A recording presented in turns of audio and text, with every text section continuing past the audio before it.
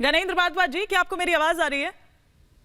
गणेंद्र भारद्वाज जी, मुझे आ रही है, आपको आ रही है मेरी आवाज? जी बिल्कुल आ रही है। आप थोड़ा देरी से जुड़े, लेकिन ये कहा जा रहा है कि आप दरअसल ये प्रपंच रच रहे हैं। और ये प्रपंच किस लिए, जब जेल तो आप ही के अंडर है। सारी जितनी भी दिल्ली की जेलें हैं वो तो दिल्ली सरकार के अंडर आती है। तो फिर भाई क्यों नहीं आप लोग दे पा रहे अपने पूर्व डिप्टी सीएम को सुरक्षा? बढ़ा दीजिए सुरक्षा अगर खतरा है तो।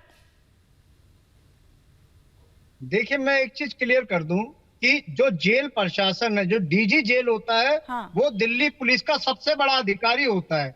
डीजी जेल जो है वो संजय बेनीवाल है, जो भारत सरकार के केंद्रीय गृह मंत्रालय के लगाए हुए ऑफिसर है। और निश्चित तौर पर जिस तरीके से जो कोर्ट की डायरेक्शन थी, कोर्ट की डायरेक्शन ये थी कि मनीष जी को विपाशना सेंटर भेजना है, लेकिन इन्होंने मनीष जी को उस 1 नंबर जेल में रखा जिस 1 नंबर जेल में हाई प्रोफाइल कैदी और वो लोग जो हैबिचुअल ऑफेंडर्स हैं, जो लोग कुख्यात लोग हैं, उनके बीच में रखा है। निश्चित तौर पर ये गलत है और भारतीय जनता पार्टी के लोगों को हम कहना चाहते हैं, हम आपकी इन गीदड़ भक्ति से डरने वाले नहीं है। हम देश बदलने निकलने हैं। मनीष सिसोदिया देश बदलने के लिए निकले हैं। आज देश के लाखों बच्चों की दुआएं मनीष सिसोदिया के साथ है। और भारतीय जनता पार्टी वालों को कहना चाहते हैं, आप जितना मर्जी कुकर्म कर लो, जितना मर्जी षड्यंत्र कर लो, जितनी मर्जी साजिशें रच लो, आखिर में जीत सत्य की होगी। सच जीतेगा, भारतीय जनता पार्टी का झूठ हारेगा। लगातार प्रोपगेंडा करे दिल्ली में, ये हो गया वो हो गया, लेकिन भारतीय जनता पार्टी के लोग, इनकी सीबीआई, इनका ईडी 1 रुपए का करप्शन अभी तक प्रूव नहीं कर पाई। सिर्फ और सिर्फ पॉलिटिकल वेंडेटा के चलते किसी तरीके से आम आदमी पार्टी को क्रश कर दो, किसी तरीके से आम आदमी पार्टी को बुलडोज कर दो, किसी तरीके से अरविंद केजरीवाल गणेंद्र भारद्वाज जी, गणेंद्र भारद्वाज जी, पार्टी की सरकार बर्बाद कर दो। गणेंद्र भारद्वाज जी, इससे पहले भी आपके एक मंत्री सत्येंद्र जैन वो जेल में हैं।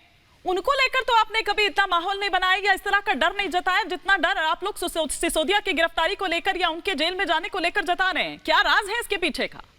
ये वही जेल है ना जहां पर सत्येंद्र जैन मसाज कराते हुए वीडियो सामने आता है, जहां पर बिस्लरी की बोतल्स पड़ी हुई सामने नजर आती है, 5 स्टार खाना वहां पर मिलता है, डनलप के गद्दे आराम से, वहां पर कोई परेशानी नहीं है, वहां पर तो मतलब मौज हो रही है, ऐश हो रही है।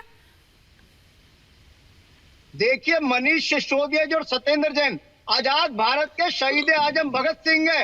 और जिस तरीके का जो भारतीय जनता पार्टी झूठ का प्रचार करती है, इनका काम सिर्फ झूठ बोलना। चुनाव में हम तो जीत नहीं पाते, चुनाव में हार जाते हैं। 3 बार दिल्ली विधानसभा का चुनाव हार गए, 1 बार एमसीडी हार गए। और भारतीय जनता पार्टी के लोग एक झूठ का कारोबार रखते हैं। ये झूठ की फैक्ट्री इनके डीएनए में झूठ है। सुबह उठो झूठ बोल के उठो, रात में सो झूठ बोल के सो।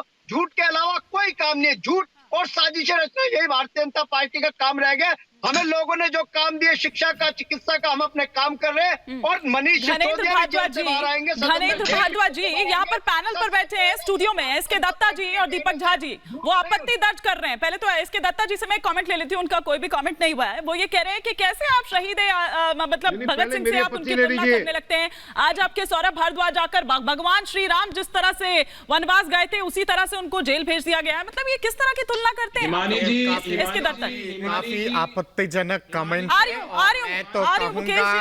मैं तो कहूंगा ज्ञानेंद्र भाई, आप माफी मांगिए देश से। शहीद भगत सिंह के साथ कंपैरिजन करना या तो फिर भगवान राम के साथ कंपैरिजन करना, ये दुर्भाग्यपूर्ण है, आपत्तिजनक है। दूसरी बात यहाँ पे ये आती है कि अरे खाओ मत ना, लूटो मत, चोरी मत करो, ईडी भी नहीं लगेगी आपके पीछे, सीबीआई भी नहीं लगेगी। डर उसी को सताता है जिसके पूरा घर ही काला है, क्योंकि आपने खाया है, आपने जनता के पैसा को लूटा है। इसलिए ईडी के डर से छुपने की कोशिश कर रहे हो, सीबीआई के डर से छुपने की कोशिश कर रहे हो। खाने के बाद, चोरी करने के बाद राजा हरिश्चंद्र की नीति की गुणगान कर रहे हो क्या? अरे कुछ तो शर्म करो। कौन सा नीति लेके आए थे? बने थे आप शिक्षा मंत्री और पूरा देश में आप शराब का नदी बहाने की कोशिश कर रहे थे। ये तो सच्चाई है और यही हकीकत है। और इस सच्चाई को लेके अगर ईडी आपके पीछे लग जाए, सीबीआई आपके पीछे लग जाए तो बहुत चुभती है। क्या कारण है कि 7 सिम कार्ड मनीष सिसोदिया जी ने एक तरह से चेंज किया था और डिस्ट्रॉय किया था। इतना साफ सुथरा होते तो इतने बार सिम कार्ड चेंज करने की क्या आवश्यकता थी? इनके गिरोह में जितने सारे लोग थे 170 बार सिम कार्ड डिस्ट्रॉय किया गया है। शराब का जो नीति है, शराब की नीति को आपने अफरा तफरी में क्यों वापस किया था? जब लेफ्टिनेंट गवर्नर ने जांच बिठाया सीबीआई का, इतनी शानदार अगर आपकी नीति होती तो अफरा तफरी में आप उसको वापस नहीं लेते। अरे सिसोदिया साहब, केवल ये बता देना कि 7 सिम कार्ड क्यों लिए थे और 7 सिम कार्ड को क्यों डिस्ट्रॉय किए थे। अच्छा, घनेन्द्र भारद्वाज जी, मन में काला होगा ना, वही ये सब करेगा। ठीक है। साफ सुथरा व्यक्ति कभी अपना सिम कार्ड बदलता नहीं है।